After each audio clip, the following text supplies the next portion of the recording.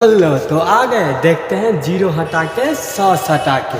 तो इससे पहले हमने पढ़ लिया था चैप्टर के पूरे बेसिक के बारे में, जाने थे क्या, क्लास 10th के एसएससी बेसिक के बारे में। तो आज हम बात करेंगे हिस्ट्री का चैप्टर फर्स्ट। हिस्ट्री का चैप्टर फर्स्ट क्या है हमारा, यूरोप में राष्ट्रवाद। क्या है हमारा, यूरोप में राष्ट्रवाद। तो चलिए सबसे पहले जानते हैं राष्ट्रवाद होती क्या है। क्या, तो राष्ट्रवाद होती क्या है। तो राष्ट्रवाद क्या है, राष्ट्रवाद एक ऐसी भावना, क्या है, राष्ट्रवाद एक भावना है जो किसी सामाजिक परिवेश में, जो क्या करता है, जो किसी सामाजिक परिवेश में रहने वाले लोगों में क्या करता है, एकता की भावना को बनाता है। क्या करता है, एकता की भावना को बनाता है। राष्ट्रवाद समझ आ गया। तो राष्ट्रवाद क्या है, तो राष्ट्रवाद एक ऐसी भावना है जो किसी सामाजिक परिवेश में रहने वाले लोगों में एकता को बनाता है। तो चलो राष्ट्रवाद समझ गए। अब जानते हैं ये राष्ट्रवाद समझ गए। अब चलो जानते हैं हमारा क्या, ये 18वीं शताब्दी में, कितना में था, 18वीं शताब्दी में। 18वीं शताब्दी में कई सारे देश ऐसे थे, जैसे फ्रांस हो गया, जर्मनी हो गया, स्विट्जरलैंड हो गया। कुछ ऐसा था जैसा आज हम देख रहे हैं, ऐसा बिल्कुल नहीं था। क्या था, जैसा आज हम फ्रांस, जर्मनी, स्विट्जरलैंड, ये सभी देश को जैसा आज हम देख रहे हैं वैसा बिल्कुल नहीं था। तो कैसा था, ऐसा नहीं तो कैसा था, तो ये सभी देश जो था छोटे छोटे राज्यों में विभाजित था। क्या था, छोटे छोटे राज्यों में विभाजित था, सभी छोटे छोटे राज्यों में बटे हुए था। तो क्या हुआ, एक राष्ट्रवाद की भावना, यानी क्या हुआ, विभाजित था। तो ये क्या हुआ, 1789 में, कितना में, तो 1789 में क्या, फ्रांसीसी क्रांति हुआ था। क्या होता, 1789 में फ्रांसीसी क्रांति हुआ था, जिसके दौरान क्या हुआ, ये संपूर्ण यूरोप, यानी संपूर्ण यूरोप में क्या हुआ, एकता की भावना यानी राष्ट्रवाद की भावना फैल गया। राष्ट्रवाद की भावना क्या हुआ, फैल गया। किसके दौरान, फ्रांसीसी क्रांति के दौरान। किसके दौरान, तो फ्रांसीसी क्रांति के दौरान। अब देखो, फ्रांसीसी दौरान ही राष्ट्रवाद की भावना संपूर्ण यूरोप में फैल गया। यानी क्या हुआ, सभी वहाँ के जनता, संपूर्ण फ्रांस की जनता क्या हो गया, एक हो गया। संपूर्ण फ्रांस की जनता क्या हुआ, एक हो गया। और वहाँ पर राजतंत्र समाप्त हो गया, राजतंत्र। अब चलो जानते हैं राजतंत्र होता क्या है। क्या राजतंत्र होता क्या, तो जानते हो, तुम लोग जानते होगे, बैकअप क्लास में पढ़ोगे। जो पहले क्या था, पहले राजाओं का शासन हुआ करता था। क्या होता था, राजाओं का शासन हुआ करता था। हमारे पूर्वज पे कौन शासन किया करते थे, तो राजा महाराजा शासन किया करता था। जैसे अकबर, बिरबल, ये सब थे ना, अकबर, बिरबल, हुमायूं, ये सभी शासन क्या करते थे कि नहीं। हाँ, तो यही क्या होता था, फ्रांसीसी क्रांति के दौरान ही राजा का शासन समाप्त हो गया। अब राजा का शासन समाप्त हो गया तो क्या हुआ उसके बाद, तो वहाँ क्या हुआ, संपूर्ण जनता आज़ाद हो गई। क्या हो गई, संपूर्ण जनता वहाँ पे आज़ाद हो गई और सभी अपने हिसाब से अपना जीवन यापन करने लगे। फिर क्या हुआ, उससे पहले क्या था, जब ये राष्ट्रवाद की भावना नहीं, यानी फ्रांसीसी क्रांति नहीं प्रारंभ हुआ था, तो उससे पहले संपूर्ण फ्रांस पे एक निरंकुश राजा का शासक था। कैसा शासन था, किसका, एक निरंकुश राजा का शासन था। अब निरंकुश होता क्या, तो निरंकुश यानी क्या, उसमें जनता का हित नहीं देखा जाता था। हित मतलब जानते हो ना, यानी भला। उसमें क्या होता था, जनता का भला नहीं देखा जाता था। पूरा का पूरा क्या होता था, राजा अपनी भला के लिए काम करता था, अपनी फायदा के लिए काम करता था, अपनी प्रॉफिट के लिए काम करता था। खुद व पूरा अपने प्रॉफिट के लिए काम किया करता था। जिससे क्या था, जिससे फ्रांस की जो जनता थी थोड़ा सा भी खुश नहीं था। जिससे भी फ्रांस की जो जनता थी थोड़ा सा भी खुश नहीं थी। चलो अब स्क्रीनशॉट ले लेते हैं, फिर देखते हैं आगे। तो चलो स्क्रीनशॉट ले ली, अब चलते हैं आगे। आगे हमारा क्या है, 1804 का नेपोलियन संहिता। क्या है, 1804 का नेपोलियन संहिता।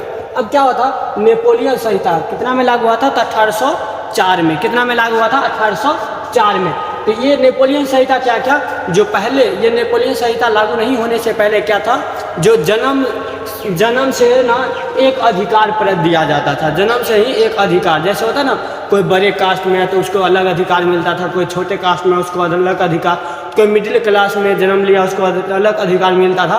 कि ये क्या हुआ, ये जन्म विशेषाधिकार को समाप्त कर दिया। किसके दौरान, तो 1804 के नेपोलियन संहिता के दौरान। किसके दौरान, 1804 के नेपोलियन संहिता के दौरान। और उसके बाद क्या हो, संपत्ति के अधिकार को भी सुरक्षित कर दिया। क्या किया गया, संपत्ति के अधिकार को भी सुरक्षित कर दिया गया। जैसे होता था ना पहले आम जनता का जमीन जो होता था राजा के द्वारा हड़प लिया जाता था, तो ये क्या किया गया, ये खत्म कर दिया गया। और संपत्ति का अधिकार यानी जो जिसका संपत्ति है उसका मालिक वही होगा, ये अधिकार को भी सुरक्षित कर दिया गया।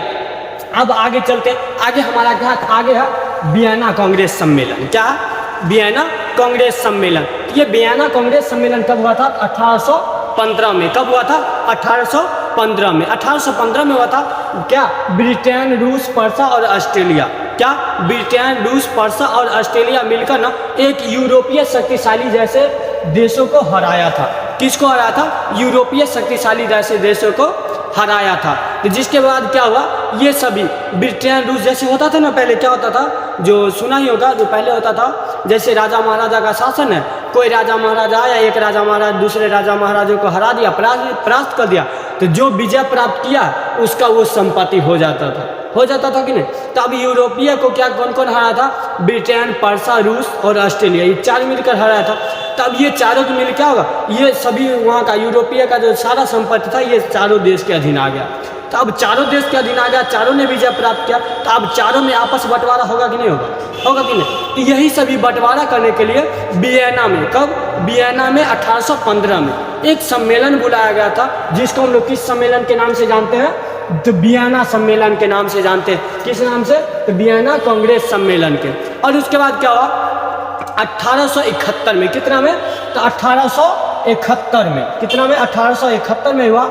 जनवरी 1871 में पर्सा का चांसलर, कहाँ का, पर्सा का चांसलर बोलो या पर्सा का राजा बोलो, किसको बना दिया गया था, तो विलियम प्रथम को। किसको बना दिया गया था, विलियम प्रथम को। यानी विलियम प्रथम को कब, 1871 में विलियम प्रथम को किसका, तो जर्मनी का राजा घोषित कर दिया गया था।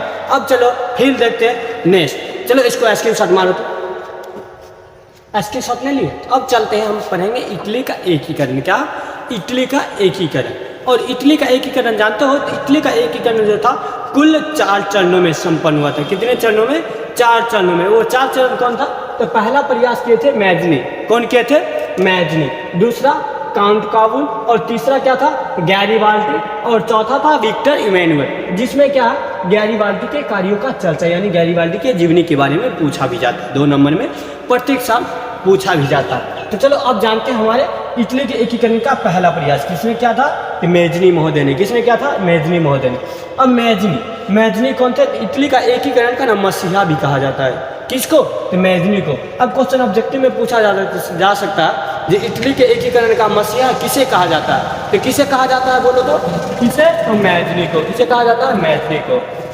अब इनका जन्म जो हुआ था ना, किनका, तो मैजनी का जो जन्म हुआ था 1805 में। कितना में, 1805 में सेडानिया में हुआ था। कहाँ में हुआ था, सेडानिया में।